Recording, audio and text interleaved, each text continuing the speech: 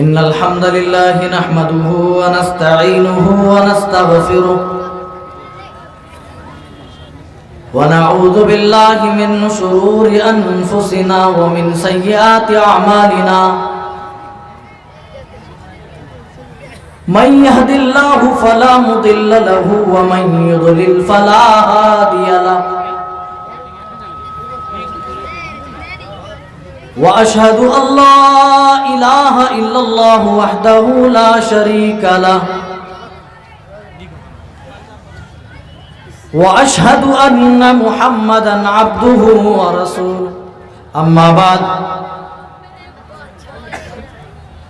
فإن خير الحديث كتاب الله وخير الهدي هدي محمد صلى الله عليه وسلم وشر الأمور محدثاتها وكل محدثة بدعة وكل بدعة ضلالة وكل ضلالة في النار فأعوذ بالله السميع العليم من الشيطان الرجيم بسم الله الرحمن الرحيم إنما المؤمنون الذين إذا ذكر الله وجلت قلوبهم وإذا تليت عليهم آياته زادتهم إيمانا وعلى ربهم يتوكلون قال النبي صلى الله تعالى عليه وسلم ليس شيء أحق إلى الله من قطرتين وأثرين قطرة دموع من خشية الله وقطرة دم تهراق في سبيل الله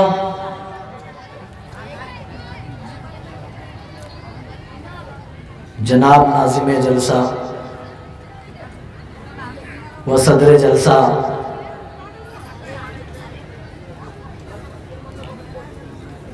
اور میرے دوستوں بزرگوں اسلامی بھائیوں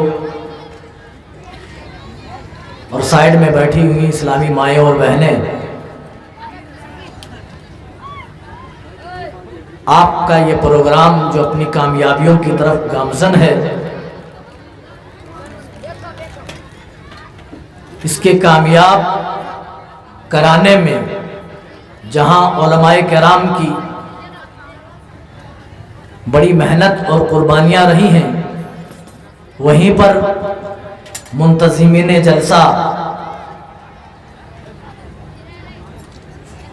اور جلسے کے تمام اراکین جن کی انتھک محنتوں کے بعد یہ پروگرام کامیابیوں کی طرف رواں دواں ہے، اور اس کی کامیابی میں آپ لوگوں کا بھی اہم رول رہا ہے کہ آپ وقت نکال کر اللہ اور اس کے رسول کی باتیں سننے کے لیے یہاں بیٹھے ہوئے ہیں۔ ابھی آیت کریمہ قرآن کریم سے ہم نے آپ کے سامنے پڑھی ہے، اور حدیث رسول کا ایک ٹکڑا آپ کے سامنے ہم نے پیش کیا ہے۔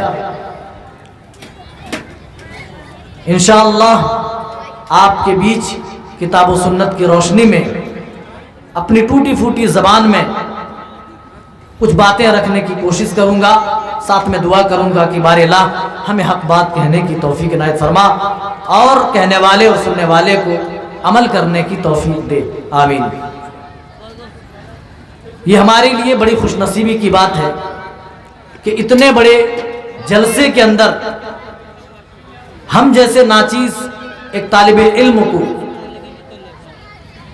آپ نے ہمیں بحیثیت مقرر یہاں لا کر کھڑا کیا ہے۔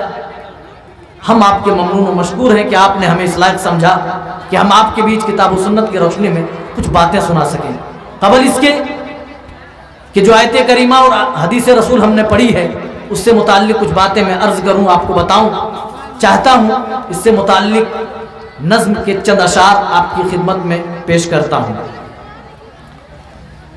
خواب غفلت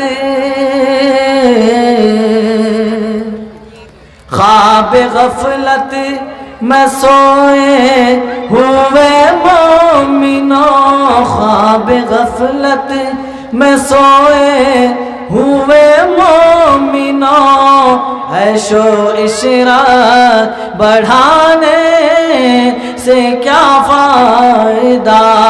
आँख खोलो उठो याद रब को करो, आँख खोलो उठो याद रब को करो, उम्र यूं ही गवाने से क्या फायदा।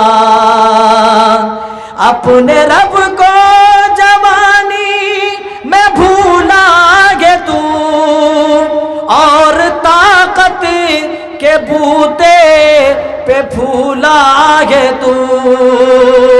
अपने रब को जवानी में भूला गे तू, और ताकत के बूते पे फूला गे तू। जब जवानी ढलेगी तो पछताएगा, जब जवानी ढलेगी तो पछताएगा। ऐसे रोने रुलाने से क्या फायदा। आँख खोलो उठो याद रब को करो, उम्र यूं ही गवाने से क्या फायदा। था हुकूमत का फिरआन का भी नशा, जुल्म पर जुल्म खल्क़ते पे करता रहा। था हुकूमत का फिरआन का भी नशा, जुल्म पे जुल्म खल्क़ते पे करता रहा। जब समंदर में डूबा तो कहने लगा, जब समंदर में डूबा तो कहने लगा, इस हुकूमत के पाने से क्या फायदा। आँख खोलो उठो याद रब को करो, उम्र यूं ही गवाने से क्या फायदा। कितना मारूफ किस्सा है शादाद का, रूह जब उसी के तन से निकाली गई। कितना मारूफ किस्सा है शादाद का, रूह जब उसी के तन से निकाली गई। मरता मरता दोस्तों, मौत एक ऐसी चीज है जहां हर इंसान आकर बेबस हो जाता है, मजबूर हो जाता है। जिंदगी भर जिसको अपनी जवानी पे घमंड होता है ना, वो भी मौत के सामने बेबस हो जाता है। जिसको अपनी दौलतों पे नाज है ना, वो भी मौत के आगे बिल्कुल अपने आप को सरेंडर कर देता है। जी, मरता मरता मरता मरता कितना मारूफ किस्सा है शादाद का, रूह जब उसे के तन से निकाली गई। मरता मरता मरता मरता भी लोगों से कहता गया, मरता मरता भी लोगों से कहता गया, ऐसी जन्नत बनाने से क्या फायदा। आँख खोलो उठो याद रब को करो, उम्र यूं ही गवाने से क्या फायदा। दोस्तों, ये अशार जो हमने आपके बीच रखे बिल्कुल हकीकत पर मबनी अशार हैं। आज हम अपनी जवानी की ताकत पर, आज हम अपनी दौलत की ताकत पर, आज हम अल्लाह की दी हुई नेमत की ताकत पर इतरा रहे हैं, फख्र कर रहे हैं, और कहीं ना कहीं हम तकब्बुर के शिकार हो चुके हैं। और हम में से अक्सर व बेशतर को ऐसा लगता है कि उन्हें दुनिया से जाना नहीं है, انہیں دنیا نہیں چھوڑنا، ہمیشہ ہمیشہ اسی دنیا کے اندر انہیں رہنا ہے۔ لیکن کیا یہ پاسبل ہے؟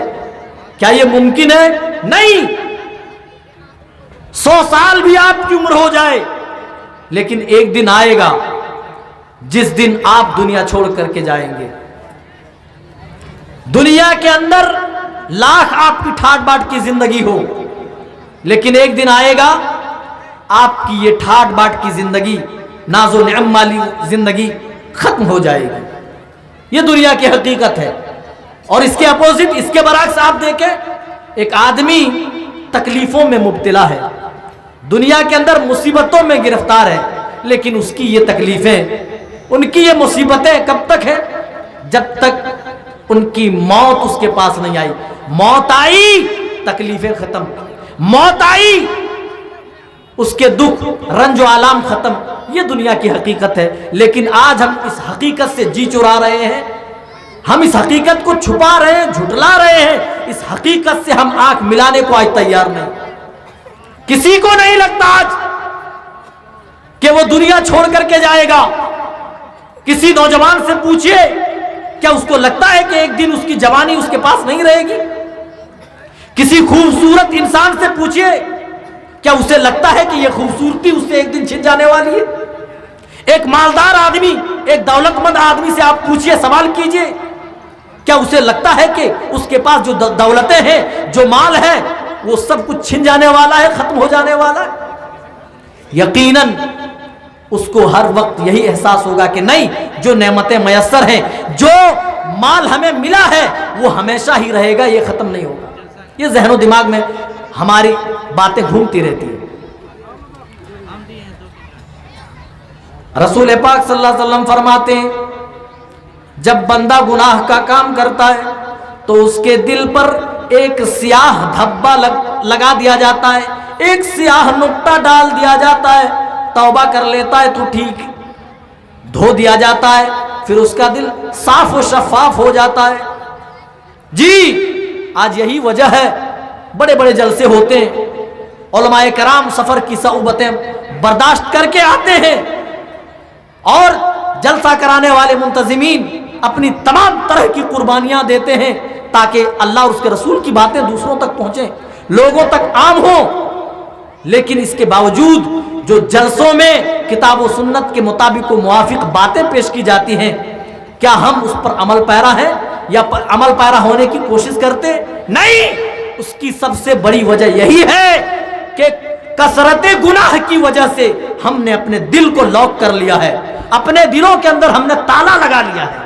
جی جس طریقے سے ہم اپنے موبائل اسکرین پر پاسورڈ ڈالتے ہیں نا، کسی میں فنگر والا پرنٹ لاک کے طور پر کام کر رہا ہے، کسی نے اپنے فیس کو ہی لاک کے طور پر لگا دیا ہے، طرح طرح کے لاک ہیں، کسی نے پیٹرن لگایا ہوا ہے، کسی نے پاسورڈ ڈال کے موبائل اسکرین کو لاک کیا ہوا ہے۔ اسی طریقے سے میرے بھائیوں، آپ کا دل لاک ہو چکا ہے، اسی لیے کتاب و سنت کی باتیں آپ کے دلوں کے اندر اثر انداز نہیں ہوتی۔ ورنہ ایسا نہیں ہے کہ صحابہ کے زمانے میں جب بھی کوئی قرآن سنتا، قرآن کی کوئی آیتیں جب بھی کوئی سنتا تھا، وہ اپنے آپ کو اس آیت پر عمل پیرا ہونے کے لیے آگے آگے پاتے تھے۔ جی حضرت طفیل دوسی کا واقعہ اٹھاؤ، رسول کے پیچھے پیچھے لگے ہوئے ہیں، مکہ والوں نے ورگلا دیا ہے، بہکا دیا ہے، ہم میں سے ایک جادوگر ہے، یا محمد پاگل ہو گیا ہے، پاگل ہو گیا ہے، وہ بیکی بیکی باتیں کرتا ہے۔ اے طفیل، تم مکہ آئے ہو، تمہاری سلامتی اسی میں ہے کہ تم جس طریقے سے آئے ہو اپنا سر نیچے کرتے ہوئے واپس تم اپنے وطن کو لوٹ جاؤ۔ محمد اگر راستے میں ملے، محمد سے ملاقات ہو تو خبردار محمد سے کچھ باتیں کرنے کی کوشش نہ کرنا۔ مکے والوں نے یہ پٹی پڑھائی، جہاں راتوں دن آپ کے راستے پر یہ مکہ والے روڑے ڈالتے تھے، باہر سے آنے والے لوگوں کو بھی اسی طریقے سے ورگلاتے تھے، بہکاتے تھے۔ طفیل دوسی نے ڈر کے مارے کانوں کے اندر روئیاں ٹھوس لی تھی، پتا نہیں محمد کی کون سی بات میرے کانوں کے اندر ٹکرا جائے، اور میں بھی محمد کی باتوں سے متاثر ہو جاؤں، میں بھی محمد کا ہو جاؤں۔ سننے میں آیا ہے جو محمد کی سن لیتا ہے وہ اسی کا ہو جاتا ہے۔ مارے ڈر کے طفیل دوسی نے اپنے کانوں میں روئیاں ٹھوس لی تھی اور دیکھا کہ رسول پاک صلی اللہ علیہ وسلم کعبے کے اندر، حرم کے اندر آپ نماز پڑھ رہے ہیں، دوران نماز آپ قرآن کی تلاوت کر رہے ہیں۔ طفیل دوسی کے دل میں خیال آ رہا ہے، وہ خود بیان کرتے ہیں کہ میرے دل میں یہ خیال گزرا کہ چلو سن لیتا ہوں، تھوڑی دیر سننے میں کیا حرج ہے۔ کہتے ہیں کہ یہ خیال ہی آیا تھا، میں نے اپنے کانوں سے روئیاں ہٹائی، آخر دیکھوں، آخر میں بھی تو سنوں محمد کیا بیان کرتا ہے، محمد کیا پڑھ رہا ہے، ہمیں بھی تو معلوم ہونا چاہیے۔ خود بیان کرتے ہیں کہ میں نے اپنے کانوں سے روئیاں ہٹائی، مجھے قرآن کی آیت سنائی دی اور مجھے بڑی اچھی لگی۔ جب آپ صلی اللہ علیہ وسلم نے نماز اپنی پوری مکمل کر لی، آپ کے پیچھے پیچھے حضرت طفیل دوسی چلنے لگتے ہیں اور ملاقات کر کے کہتے ہیں، اے محمد صلی اللہ علیہ وسلم، آپ ہی کے برادری کے لوگ، آپ کے اعزا و اقارب، آپ کے خاندان والوں نے آپ سے متعلق مجھے گمراہ کر دیا تھا۔ مجھے یہ کہا گیا تھا کہ محمد کی بات نہ سننا، لیکن میں نے آپ کی بات میں نے سن لی ہے، آپ کی دعوت کا ہمیں پتہ چل گیا ہے۔ اے محمد کیا پڑھ رہے تھے، پھر سے مجھے پڑھ کر کے تو سناؤ۔ او لوگوں، آج رات بھر جلسہ کیا جاتا ہے، بڑی لمبی لمبی تقریریں ہوتی ہیں اور الحمدللہ کتاب و سنت کے مطابق ہمارے اسٹیجوں سے باتیں ہوتی ہیں اور لوگ سنتے بھی ہیں، لیکن اس کے باوجود بھی عمل کرنے کو ہم تیار نہیں، یا عملی زندگی میں ہم اتارنے کو تیار نہیں۔ طفیل دوسی کا بیان ہے، میں نے نبی سے پوچھا، نبی نے دو چھوٹی صورتیں میرے سامنے پیش کر دی، میرے دل کے دروازے کھل گئے۔ او لوگوں، دل کا دروازہ کھولنے کے لیے، دل کا یہ لاک کھولنے کے لیے جو تمہارے گناہوں کی کثرت کی وجہ سے تمہارے دلوں کے اندر لگ چکا ہے، پورا قرآن گھول کر کے پینے کی ضرورت نہیں ہے، بلکہ جب تم اپنے اندر چینجنگ لانے کی کوشش کرو گے، جب تم بدلنے کی خود کو کوشش کرو گے، تو اللہ تعالیٰ ایک آیت کے ذریعے سے بھی تمہارے دل کے لاک کو کھول دے گا۔ الا بذکر اللہ تطمئن القلوب، اللہ تو یہ فرماتا ہے، اے مسلمانوں، اے مومن بندو، اللہ کے ذکر سے ہی تمہارے دلوں کو اطمینان نصیب ہونے والا ہے، تمہارے دلوں کو تسکین ملے گی، تمہارے دلوں کو سکینت ملے گی، تمہارے دلوں کو سکون و وقار حاصل ہوگا۔ تو اللہ کا ذکر ہے، جب تم نمازیں پڑھو گے، جب تم دعائیں کرو گے، جب تم توبہ و استغفار کرو گے، جب تم رب کے حضور کھڑے ہو کر اپنے گناہوں کی معافی تلافی کرو گے، تو اللہ تعالیٰ تمہارے دلوں کے اندر لگے زنگ کو دھو دے گا، لگے لاک کو بھی ہٹا دے گا۔ اللہ تعالیٰ تمہارے دل کے لاک کو اللہ تعالیٰ کھول دے گا۔ جس طریقے سے لگایا ہوا تالا آپ پاسورڈ ڈالتے ہیں کھل جاتا ہے، اسی طریقے سے اللہ تعالیٰ قرآن کی برکت سے، آپ کی نمازوں کی برکت سے، آپ کے ذکر و اذکار کی برکت سے، اللہ کا نام بکثرت لینے کی وجہ سے آپ کے دل کے تالے کھل جائیں گے۔ کیوں؟ کیونکہ قرآن میں آج بھی وہی اثر ہے جو 1400 سال پہلے اثر موجود تھا۔ جس قرآن نے طفیل دوسی کو متاثر کیا، وہ قرآن آج بھی طاقت رکھتا ہے کہ ہمیں اور آپ کو متاثر کر دے۔ وہ قرآن آج بھی اپنے اندر یہ پاور رکھتا ہے، اپنے اندر یہ صلاحیت رکھتا ہے کہ ہمارے دلوں کی دنیا بدل دے۔ لیکن ہے کوئی اپنے آپ کو بدلنے والا؟ ہے کوئی جو اپنی دنیاوی زندگی کو چینج کرنا چاہتا ہو، جو اپنی زندگی کو اللہ کے حوالے کر دینا چاہتا ہو؟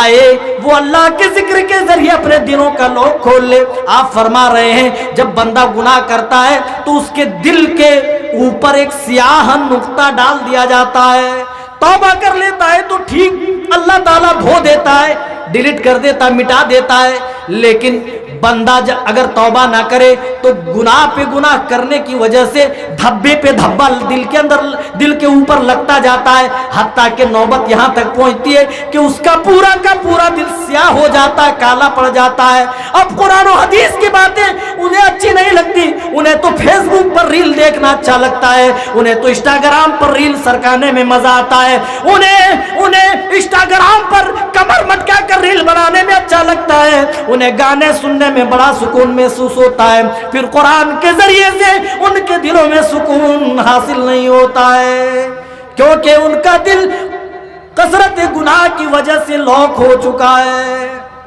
اور اسی لیے آپ صلی اللہ علیہ وسلم نے مثال دے کر کے فرمایا تھا کہ ایک مومن جب گناہ تو سبھی کرتے، سب سے بڑی غلطیاں ہوتی ہیں نا، کل بنی آدم خطاؤن وخیر الخطائین التوابون، آدم کی ساری اولادیں خطا کار ہیں، لیکن بہترین خطا کار وہ لوگ ہیں جو اپنی خطاؤں کے بعد، اپنی غلطیوں کے بعد اللہ کی طرف رجوع کرتے ہیں، جو توبہ و استغفار کرتے ہیں، اپنے رب کے حضور گناہوں کی پوٹلیاں رکھ کر اپنے رب سے معافی تلافی کر لیتے ہیں۔ جی لیکن آج حالات اس قدر بدل چکے ہیں اور ہمارے اور آپ کے معاملات ایسے ہیں کہ ہم جب گناہ کرتے ہیں تو اس گناہ کو گناہ ہی نہیں سمجھتے۔ جی گناہ سمجھے تب نہ آدمی توبہ کرے، اب گناہ کرنے کے بعد آدمی گناہ کو گناہ ہی نہ سمجھے تو توبہ کا تو کوئی سوال ہی پیدا نہیں ہوتا۔ اگر آپ کو لگتا ہی نہیں ہے کہ آپ نے کوئی غلط کام کیا تو معافی کس کے لیے بھائی؟ آپ سوچئے ذرا، جھوٹ کی مثال لے لیجیے۔ پہلے وعید سنا دوں، رسول اللہ صلی اللہ علیہ وسلم نے جھوٹ کے متعلق کیا ارشاد فرمایا؟ ان الکذب یہدی الی الفجور وان الفجور یہدی الی النار۔ جھوٹ اتنی بڑی برائی ہے، اتنی بڑی برائی ہے، یہ جھوٹ آدمی کو فسق و فجور کی طرف لے کر کے جاتا ہے۔ وَإِنَّ الْفُجُورَ لَيَهْدِي إِلَى النَّارِ، اور فسق و فجور آدمی کو جہنم کے گڑھے تک پہنچا دیتا ہے۔ کتنی سخت وعید ہے، لیکن ہمارے معاشرے میں جھوٹ اتنا رواج پا چکا ہے، ایک سبزی بیچنے والا اس کی ایک ہری مرچ بھی اس وقت تک نہیں بکتی جب تک ایک چھوٹی سی بات پر 100 جھوٹ نہ بول دے۔ آدمی تو چلتے چلاتے ہیں، آپ فون پر جھوٹ بولتے ہیں، بولتا ہے للمٹیا میں، بول دیتا ہے فون پہ کہ بواری جوڑ ہوں، ہے نا، بولتا ہے نا، بتا دیتا ہے کہ میں موہن پور میں ہوں۔ آپ سے ملاقات کی تو دل میں تمنا تھی لیکن موقع نہیں ملا، سامنے بندہ تھا چاہتا تو ملاقات کر لیتا، لیکن چونکہ جھوٹ بولنا ہے، اور ہم جھوٹ بولتے بولتے ہم نے اتنی بار جھوٹ بولا ہے کہ اب ہمیں لگتا نہیں کہ جھوٹ بولنا بھی کوئی برا کام ہے، جھوٹ بولنا بھی کوئی غلط کام ہے۔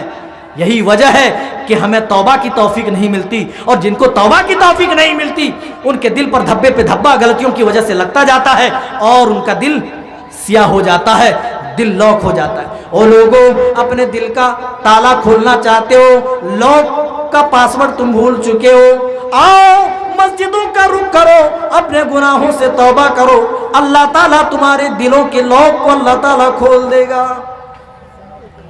قرآن کریم اٹھائیے، اللہ تعالیٰ اپنے مومنین بندوں کے بارے میں کیا مثالیں بیان کر رہا ہے؟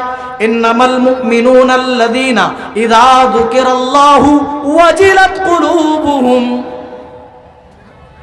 رب العالمین کے حقیقی بندے تو وہ ہیں، اصل معنوں میں مومنین تو وہ لوگ ہیں جن کے سامنے قرآن کی آیتیں پیش کی جاتی ہیں۔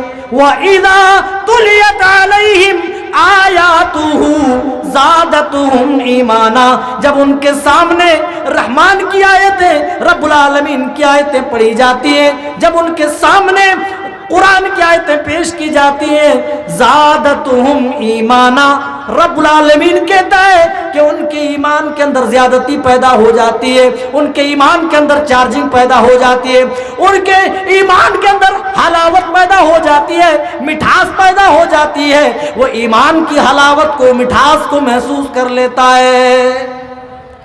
انما المؤمنون الذین اذا ذکر اللہ وجلت قلوبہم، حقیقی معنوں میں، صحیح معنوں میں مومن وہ لوگ ہیں اذا ذکر اللہ، جب ان کے سامنے اللہ کا ذکر کیا جاتا ہے، صرف اللہ کا نام لیا جاتا ہے، اللہ کا نام سننے کے بعد حقیقی مومن بندے اپنے اندر قابو اور کنٹرول نہیں پاتے۔ وجلت قلوبہم، صرف اللہ کا نام سن کر ان کے دل دہل جاتے ہیں۔ کیا قبر کی زندگی، کیا قبر کی تنہائی، کیا قیامت کے خوفناک مناظر، تو چھوڑو میرے بھائیو، اللہ اللہ فرماتا ہے مومن بندے تو وہ ہوتے ہیں صرف اللہ کا نام، اپنے رب کا نام وہ سنتا ہے، اللہ کے ڈر سے، اللہ کے خوف و خشیت سے ان کے دل دہل جاتے ہیں۔ وہ لوگوں غور کرو، کبھی اللہ کے ڈر سے ہمارا تمہارا دل کبھی دہلا ہے؟ کبھی اللہ کے ڈر سے ہمارے جسم کا ایک رونگٹا بھی کھڑا ہوا ہے؟ کبھی اللہ کے ڈر سے پوری زندگی ہم نے آنسو کا ایک قطرہ بھی گرایا ہے؟ ایک قطرہ آپ یاد کریں، اپنی زندگی کے تمام گوشے آپ کھنگالیں، ایک ایک لمحہ، ایک ایک سیکنڈ آپ محاسبہ کریں، چیک کریں، پتا کریں کہ آپ کے دل میں خوف الہی کس قدر ہے، اور اللہ کے ڈر سے، خالص اللہ کے ڈر سے آپ کے دل دہل گئے ہوں، آپ کی آنکھیں اشکبار ہو گئی ہوں۔ وہ لمحہ تلاش کرو، وہ آنسو تلاش کرو جن آنسوؤں کے ذریعے سے جہنم کی آگ بجھائی جا سکتی ہے۔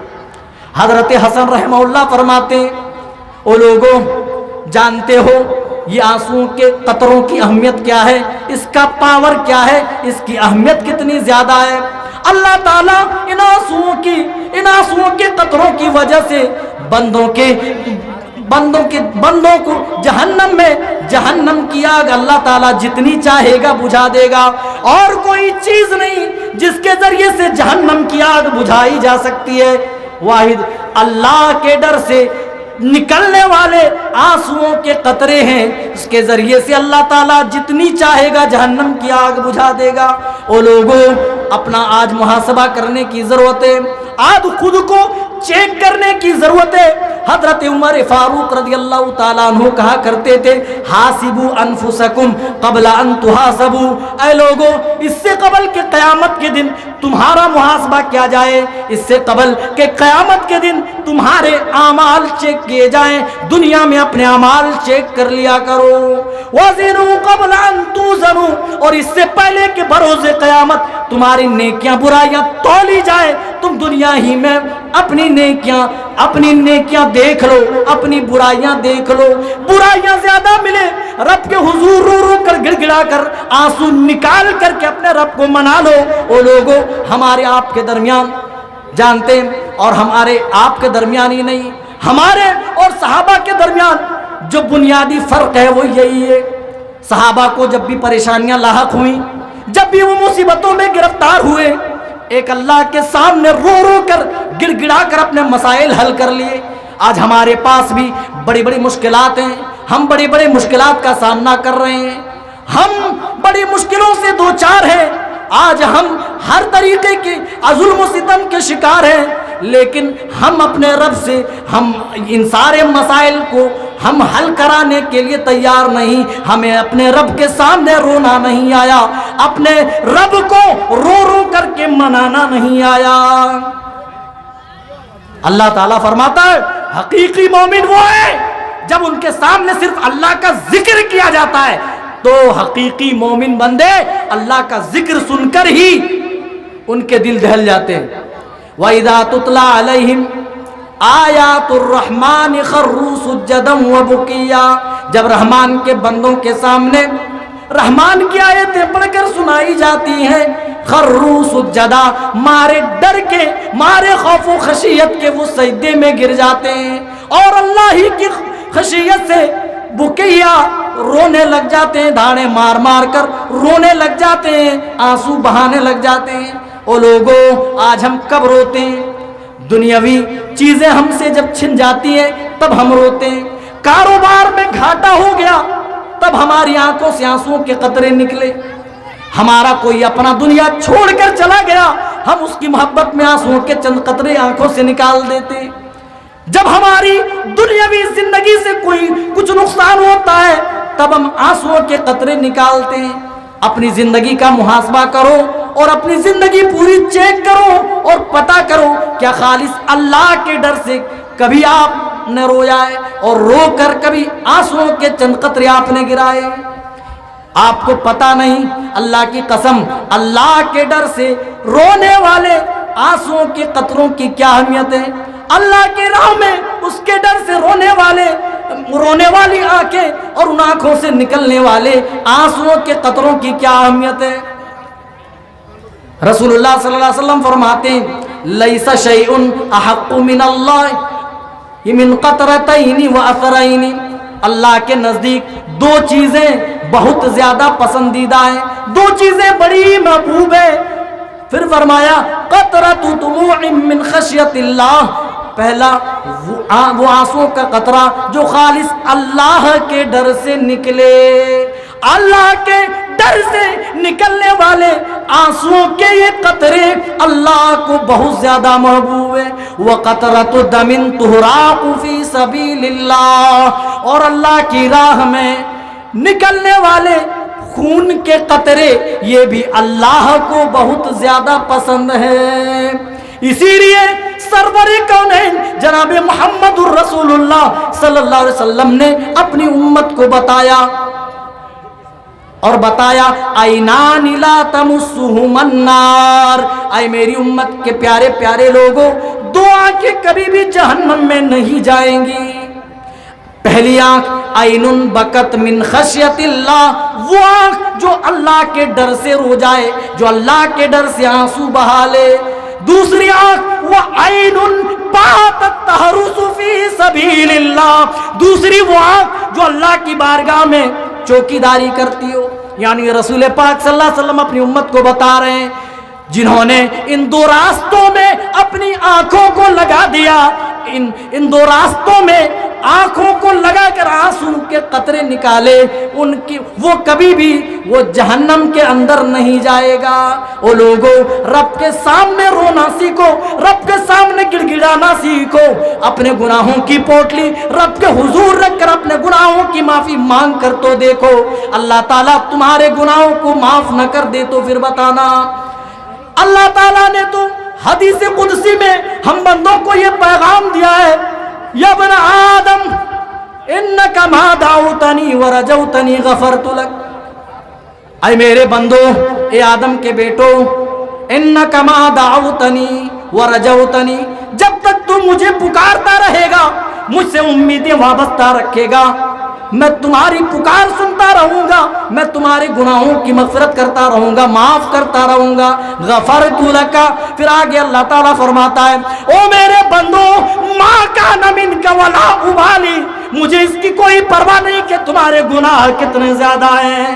او لوگوں، اللہ کے رسول فرماتے تمہارے گناہ لو بلغت ذنوبک عنان السماء، یا بن آدم، اے آدم کے بیٹوں، اگر تمہارے گناہ آسمان کے لوگ کو ٹچ کر جائے، او بقراب الارض خطایا، یا زمین بھر کر بھی رب کے بارگاہ میں تم گناہ کی پوٹلی لے آؤ اور رو رو کر اللہ سے گڑ گڑا کر تم معافی مانگو، تو اللہ کہتا ہے او میرے بندو غفرت لک، میں تمہیں معاف کرنے کو تیار ہوں۔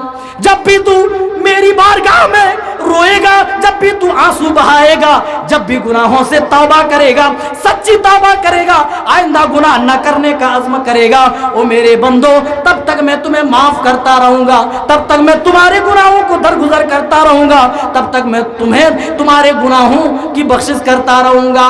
اور اللہ تعالیٰ فرماتا ہے او میرے بندو بروز قیامت تم اس حال میں ملو کہ تم زمین بھر کر بھی گناہ لے کر کے آ جاؤ، لیکن تم نے اگر میری توحید میں ذرہ برابر بھی شرک نہیں کیا، لَأَتَيْتُكَ بِقُرَابِهَا مَغْفِرَةً، تو او میرے بندو، او آدم کے بیٹو، میں تم سے قیامت کے دن اتنی ہی مغفرت کے ساتھ ملاقات کروں گا۔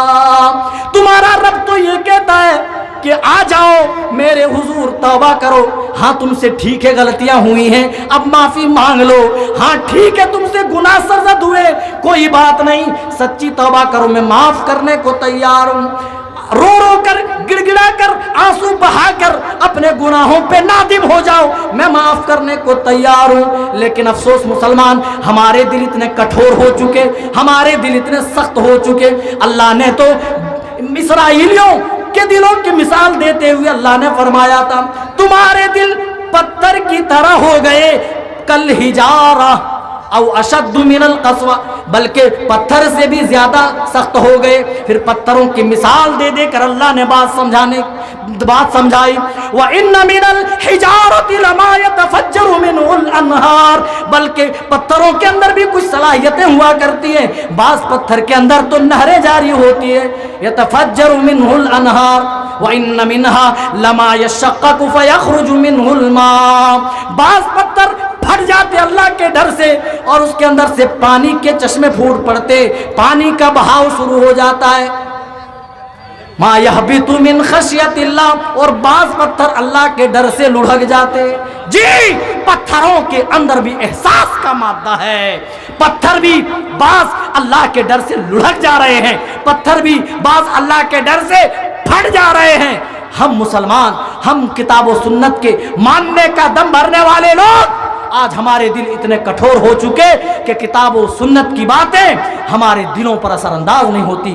ضرورت ہے لوگوں، ضرورت ہے، اسی قرآن سے اپنا علاج کرو، نمازوں کے ذریعے اپنا علاج کرو، ذکر و اذکار کے ذریعے اپنا علاج کرو، دل کی مکمل صفائی کر لو، اللہ تعالیٰ صاف کرنے کو تیار ہے۔ آگے بڑھ جائیے۔ رسول اللہ صلی اللہ علیہ وسلم نے فرمایا،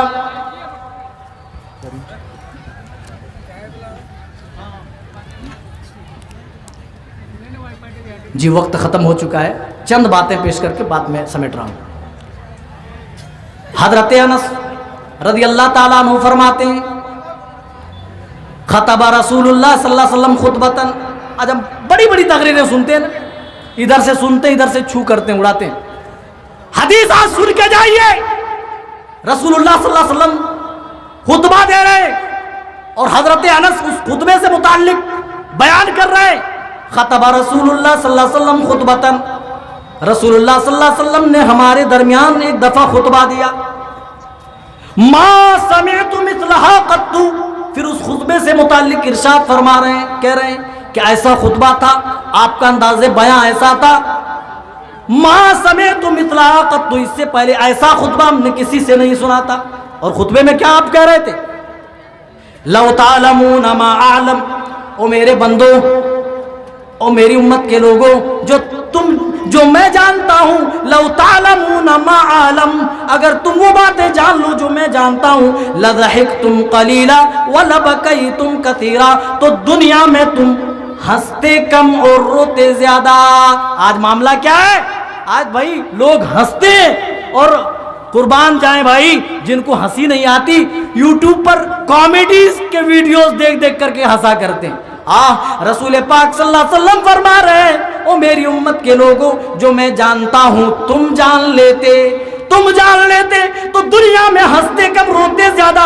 کہنے والی ذات بھی معصوم ہے، جن سے متعلق ہمارا آپ کا بلکہ پوری دنیا کے مسلمانوں کا متفقہ فیصلہ ہے، غفر لہ ما تقدم من ذنبہ، آپ کے اگلے پچھلے سارے گناہ معاف کر دیے گئے۔ اور جن سے کہا جا رہا ہے وہ لوگ بھی ایسے ہیں جن کے جیب کے اندر جنت کی ٹکٹ موجود ہے، رضی اللہ عنہم ورضوا عنہ سے سرٹیفائیڈ ہے، جن کو دنیا ہی میں جنت میں جانے کا پروانہ مل گیا ہے۔ اللہ کے رسول انہیں سمجھاتے ہوئے کہہ رہے ہیں، او میرے پیارے صحابہ، جو میں جانتا ہوں وہ تم جان لیتے، لضحکتم قلیلا ولبکیتم کثیرا، تو دنیا میں تم ہنستے کم اور روتے زیادہ۔ راوی حدیث آگے کیا بیان کرتے ہیں سنیں، کہتے ہیں فغطا اصحاب رسول اللہ صلی اللہ علیہ وسلم وہم غنیم، تمام صحابہ نے نبی کا یہ فرمان سننے کے بعد اپنے اپنے سروں پر چادریں ڈال لی۔ ہم قرآن و حدیث کی باتیں سنتے ہیں، ہمیں کوئی اثر نہیں ہوتا ہے، ہم پرواہ نہیں کرتے، لیکن صحابہ میرے بھائیو ایسے نہ تھے۔ جیسے ہی نبی نے کہا جو میں جانتا ہوں تم جان لیتے، تو ہنستے کم روتے زیادہ۔ راوی حدیث کا کہنا ہے صحابہ نے اپنے اپنے سروں پر چادریں ڈال لی، وہم خنین، اور زار قطار رونا شروع کر دیے، رو کر آنسوؤں کے قطرے گرا رہے تھے۔ خنین کا لفظ بتا رہا ہے ان کے رونے کی جو کیفیت تھی، جو آوازیں نکل رہی تھی، اس سے پتہ چل رہا تھا نبی کے فرمان کے بعد صحابہ خاموش نہیں تھے۔ نبی کا فرمان سننے کے بعد اس فرمان کو فراموش نہیں کیا، نبی کے صحابہ نے بھلایا نہیں، بلکہ اس سے متعلق غور و فکر کیا۔ اور جب انہیں لگا کہ ہمیں رونا چاہیے اللہ کے ڈر سے، تو اللہ کے ڈر سے اپنے چہرے ڈھانپ کر زار و قطار رونا شروع کر دیے۔ وقت نہیں ہے میرے بھائیوں، پھر کبھی موقع رہا تو انشاءاللہ اس موضوع سے متعلق اور مزید باتیں پیش کروں گا۔ رب العالمین سے دعا گو ہوں کہ بار الہ ہم تمام کے دلوں کی اصلاح فرمائے۔ اے اللہ ہمارے دلوں کے اندر رقت و پسیجگی ڈال دے، کہ کہ ہم تیرے ڈر سے روئیں. آج ہمارے دل بڑے سخت ہو چکے ہیں. اے اللہ پتھر بھی ہمارے دلوں کے آگے فیل ہے. اے اللہ ہمیں اپنے ڈر سے رونے کی توفیق دے دے, جس طریقے سے تیرے ڈر سے تیرے نبی رویا کرتے تھے. اللہ تیرے نبی کے صحابہ رویا کرتے تھے. ہم سب کو توفیق دے. اللہ ہم اپنے گناہوں پہ نادم ہو جائیں, اپنے گناہوں پہ شرمندگی کا احساس کرتے ہوئے تیرے حضور آنسو کے چند قطرے ہم گرائیں. اللہ جب تک ہمیں زندہ رکھ, ایمان و اسلام پر خاتمہ ہو تو اس حال میں ہم مومن ہوں, مسلمان ہوں. آمین. تقبل یا رب العالمین. والسلام علیکم ورحمۃ اللہ وبرکاتہ.